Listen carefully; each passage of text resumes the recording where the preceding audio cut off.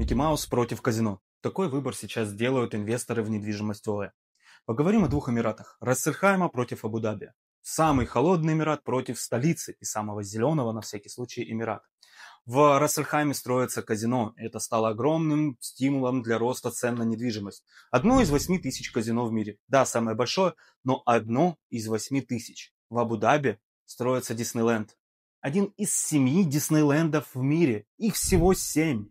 И тут же Формула-1. И здесь же один из крупнейших торговых центров.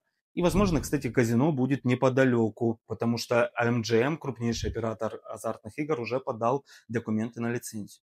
И вот вопрос, где вырастет цена больше? Там, где одно из 8 тысяч казино, или там, где один из 7 Диснейлендов?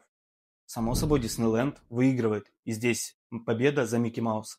А если вы хотите победить и заработать много на недвижимости, подписывайтесь на телеграм-канал, там много про Абу-Даби.